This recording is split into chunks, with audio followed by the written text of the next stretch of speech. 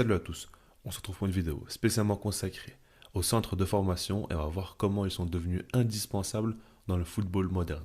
Commençons dès maintenant par le premier point qui concerne les calendriers qui sont surchargés et ça je pense que vous l'avez tous compris.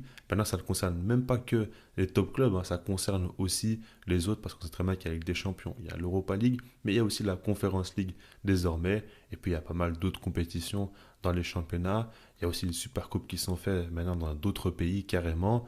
Il y a trois trêves ou même quatre, je crois, par année.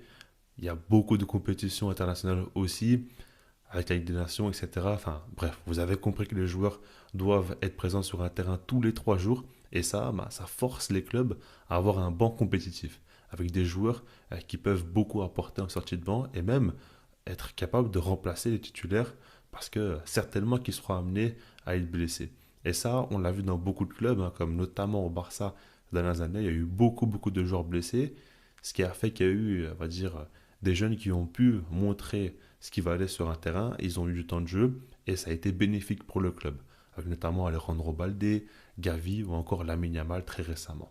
Maintenant, ce n'est pas le seul club évidemment, là très récemment, à l'heure actuelle, on a Newcastle qui a une dizaine de joueurs blessés, ce qui est complètement fou et ils sont obligés de faire confiance aux jeunes du centre de formation. On voit notamment Lewis Milley, à 17 ans, au milieu de terrain, qui joue et qui est vraiment impressionnant.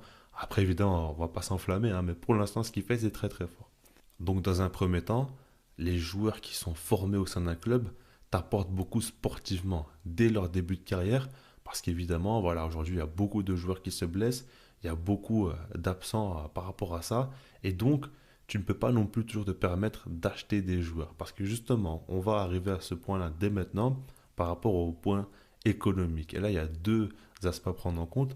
Le premier, c'est tout simplement qu'il y a des clubs qui n'ont pas les moyens pour avoir un banc compétitif et acheter, on va dire, des joueurs en plus du 11 titulaire qui sont de haut niveau et du niveau de l'équipe. Donc par rapport à ça, le centre de formation aide beaucoup.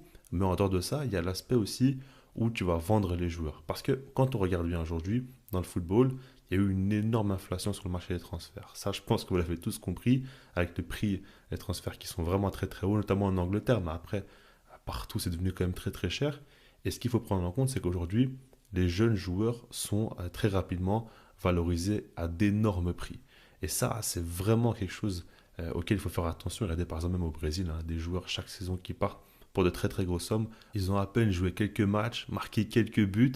Ils ont deux trois compiles sur YouTube et directement, ils sont valorisés à de très hauts prix. Alors peut-être qu'ils vont devenir des cracks, hein, mais on sait très bien qu'il y a beaucoup de flops à chaque fois.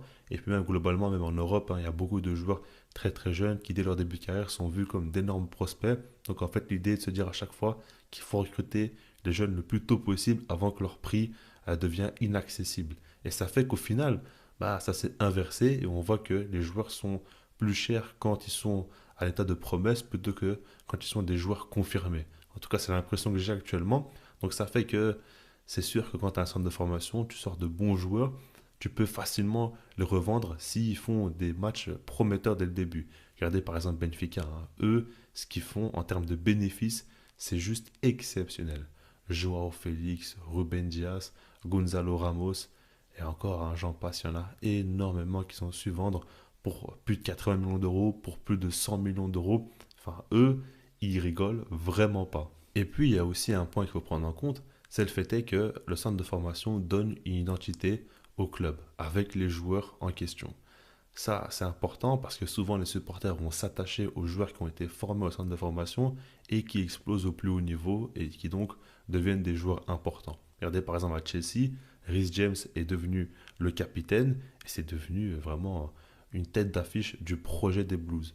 Après Gavi au Barça, on dit souvent que c'est vraiment l'âme de l'équipe, le joueur qui représente peut-être le mieux le club à l'heure actuelle. Ça, c'est aussi important de le dire. Au Paris Saint-Germain, on a Warren Zaïre-Emery. Ça fait encore pas beaucoup de temps qu'il est présent, mais on sait très bien qu'il a amené à devenir une tête d'affiche aussi, qu'il est très médiatisé par le club, très mis en avant. Avec l'équipe de France aussi, il commence à faire ses premiers pas. Donc on voit bien que les joueurs qui sont formés au sein du club sont beaucoup valorisés par le club, beaucoup mis en avant. Les supporters les apprécient énormément aussi. Et ça, c'est important pour le côté marketing et même pour le côté sportif, avoir des joueurs comme ça qui sortent un petit peu du lot et qui ont plus de responsabilités. Ça ne peut que être positif. Maintenant, par rapport à tout ça, j'ai des petites questions à vous poser. N'hésitez pas à me dire ce que vous en pensez dans les commentaires. C'est par rapport au fait que dans le football actuel, on voit de plus en plus de jeunes jouer. C'est limite à un point où on se dit que les compétitions du 21 ne servent plus à rien. Parce qu'en soi, les meilleurs joueurs de moins de 21 ans, ils sont déjà dans les top sélections, ils sont déjà dans les top clubs. Donc en fait, les Youth League, etc., ben, ça ne sert même plus à grand chose. Aujourd'hui, on voit des joueurs à partir de 15 ans qui commencent à jouer en première division dans les top clubs. Et on voit de plus en plus tôt des joueurs émerger. On a toujours peur qu'ils se crament un peu tôt. On dit à chaque fois attention, quand ils auront la trentaine, je pense qu'ils n'auront pas non plus la même longévité que la génération d'auparavant. Mais en dehors de ça, ce qui me dérange le plus surtout, c'est qu'aujourd'hui, quand on voit un joueur qui a 25 ans, 26 ans, on dit déjà qu'il est vieux. En fait, le football, c'est vraiment devenu un sport pour les adolescents, limite, en fait, j'ai l'impression. Il faut vraiment être très très jeune pour que dans le foot, on considère comme un jeune. Parce que sinon, tu as 23 ans, limite, tu commences déjà à avoir un certain âge. Enfin, ça, c'est fou et ça m'inquiète un petit peu personnellement parce que là, on passe un nouveau cap avec les joueurs comme Lamine Yamal de 16 ans qui jouent dans des plus gros clubs. Bah, je pense que d'ici 2 3 ans, ça va continuer à se mettre en avant et j'ai peur, honnêtement, qu'on voit encore plus de très très jeunes joueurs comme ça. Alors, il y en a qui sont très talentueux, ok, mais est-ce que on va réussir à exploiter leur plein potentiel en les mettant sous pression aussitôt? Ça, honnêtement, je ne sais pas. Et pour l'instant, je pense que c'est difficile de se rendre compte de ce qui se passe. Je pense que d'ici 10 ans, 15 ans, on aura beaucoup plus de recul et on aura des joueurs, en tout cas, qui vont être pris comme exemple et sur lesquels on va s'appuyer pour analyser les choses. Mais à l'heure actuelle, c'est encore tôt. Ce que j'aimerais dire, c'est qu'on a véritablement passé un énorme cap et je pense que c'est encore loin d'être fini. On va encore être surpris par l'avenir, par la précocité des joueurs. Ce que j'aimerais de tout cœur, c'est que l'UFA ne parte pas non plus en vrille en disant que à partir de 13 ans, tu peux jouer en pro ou quoi. Là, franchement, ça ressemblerait plus à rien ce sport. Donc j'espère qu'ils vont rester calmes là-dessus. Mais par rapport au reste, dites-moi vous ce que vous en pensez, ça m'intéresse fortement. Par rapport au fait qu'on joue dans les top clubs, il y a beaucoup de très très jeunes joueurs qui jouent et qui ont déjà de grosses responsabilités. Je vais laisse là-dessus, sinon moi je vous dis peace.